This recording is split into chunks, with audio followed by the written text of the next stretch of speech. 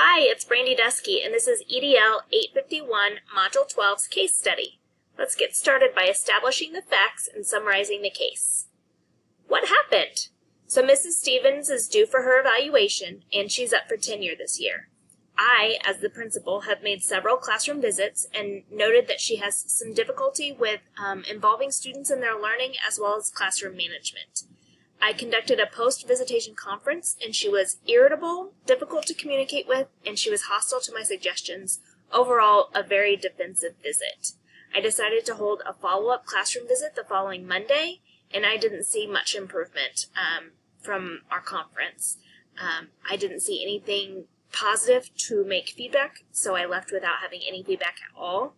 And then I completed the evaluation form, noting that she had several areas in the below average area, and I recommended that she be non-renewed. Holding a meeting with Mrs. Stevens, I indicated that she wouldn't be renewed after allowing her to observe the protocol.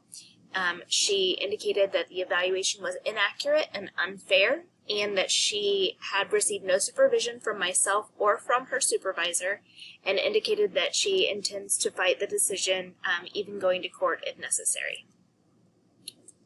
When and where did it happen? It happened at school, both in Mrs. Stevens' classroom and in my office. And who's involved? Directly, Mrs. Stevens and myself are involved, but indirectly her students are involved, other staff and teachers, and the entire school community based on the outcome.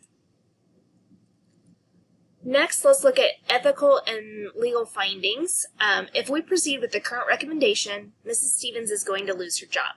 Even though my evaluation documented that she is intelligent and knowledgeable in her content area, I did recommend that she be non-renewed. I may need to seek more information from board policy and the negotiated agreement to determine if there are any contractual issues based on my recommendation.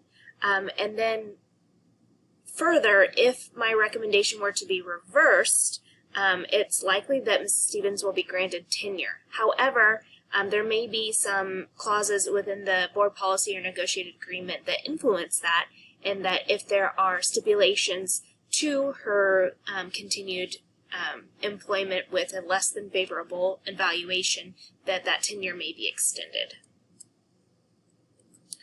Next, a synthesis of where we're at so far. Currently, Mrs. Stevens demonstrates difficulty involving her students in the learning process and appropriate classroom management, which resulted in an unfavorable evaluation, leading to recommendation of non-renewal of her contract. So further synthesis of those facts, even though several classroom visits have taken place and at least one post-visit conference, there are so many unknowns. Looking at the people, we know that myself as the principal, Mrs. Stevens, and her students are involved, but the unknowns would be her supervisor. She makes mention of a supervisor, but we don't know what capacity that person holds. Other staff and teachers, we don't know if I have provided actionable feedback prior to the formal evaluation, and we don't know what I have done to promote her future success. When we look at the place, we know we're in a school and in the classroom and in my office, but we don't know the size of the district or school. We don't know the demographics of the area. Are we urban or rural? Are we in the Midwest in Kansas, or are we on a coast? And we don't know what the current teacher retention rate is. Is this type of evaluation typical, or is this something that doesn't happen often? And then when we look at the program, we don't know a whole lot of information at all. We don't know what grade level this is, or content area, or what curriculum is involved. We don't have much information on the evaluation process, other than that classroom visits and observations are part of it. I don't know the availability of supervision or mentorship to Mrs. Stevens. I'm not sure what types of professional learning are available or have been provided throughout the year or subsequent years. Or previous years, goodness. And I don't know if peer observation is an option, if peers have observed her for feedback, or if she's able to observe peers. So, taking that information, reviewing and prioritizing to make a decision.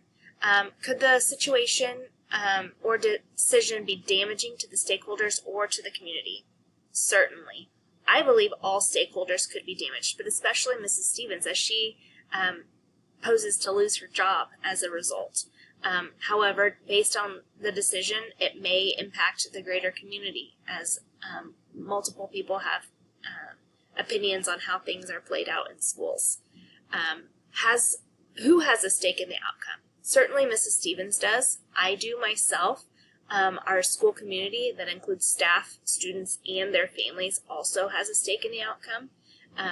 I'm sure Mrs. Stevens has students who love her and learn wonderfully from her, and they're going to be impacted, and as well as the students who may be impacted as a result of her not being renewed.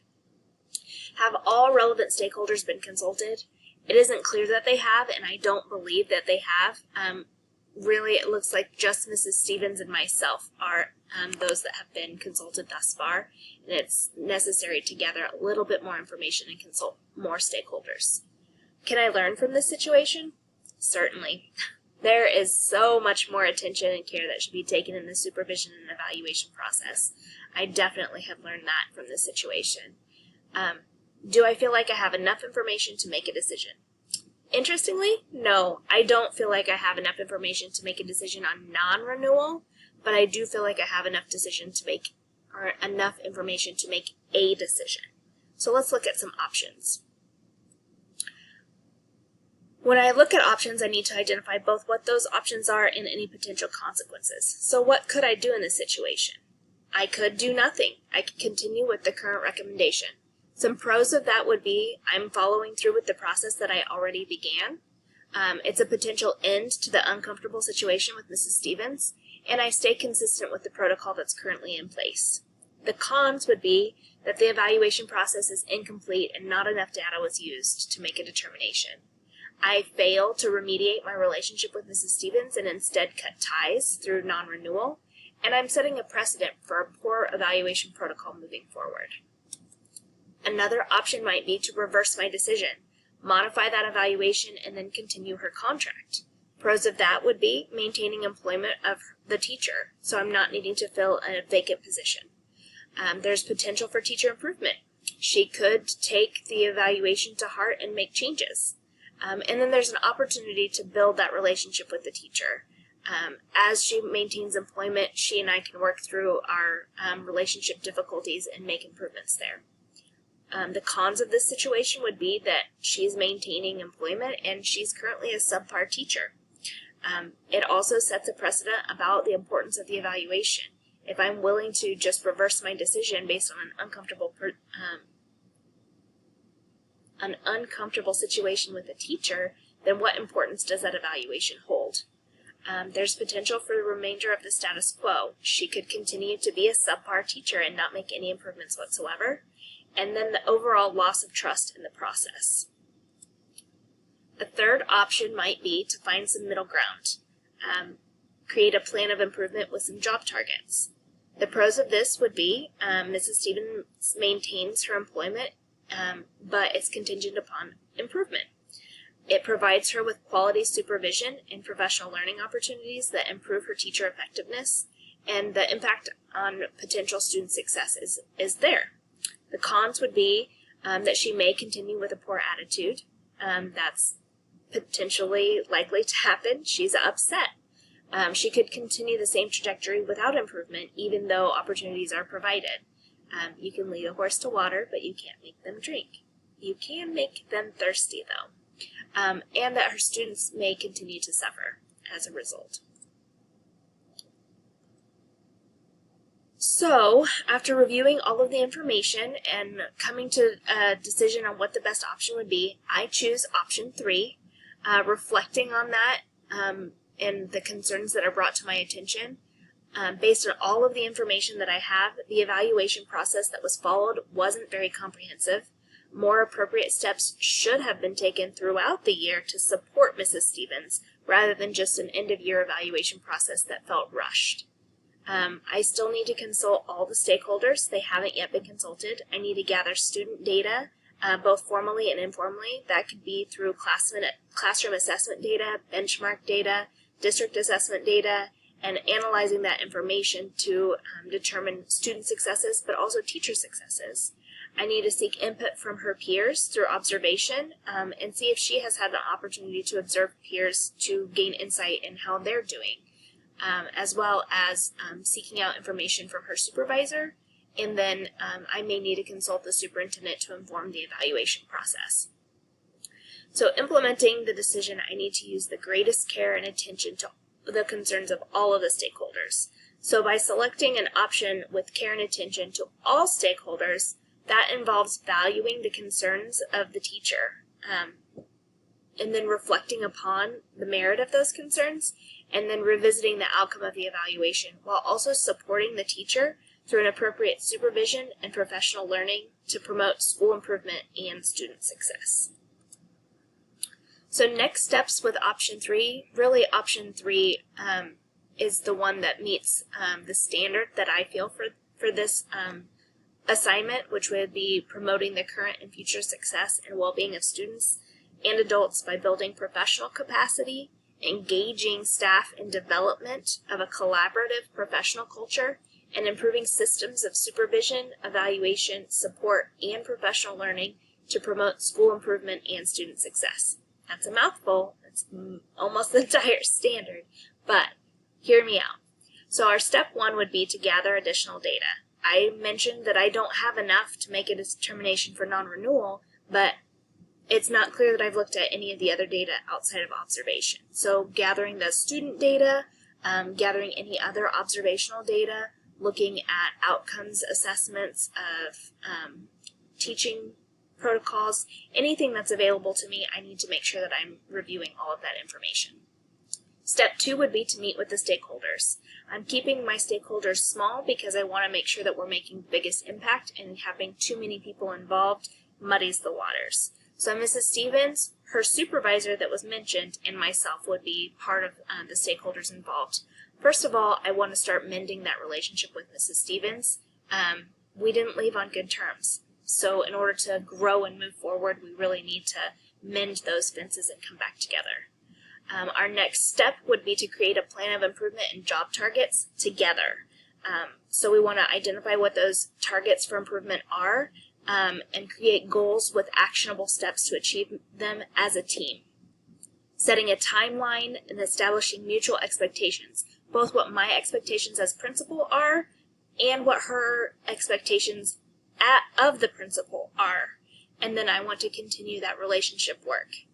As we make progress, we'll review and revise. I propose meeting regularly, weekly if possible, at least the mentor and teacher meeting weekly, to collaborate and make appropriate changes as necessary, gathering data on teacher performance as well as student success. So again, looking at that assessment data, benchmark data, district data to see whether her students are demonstrating improvements.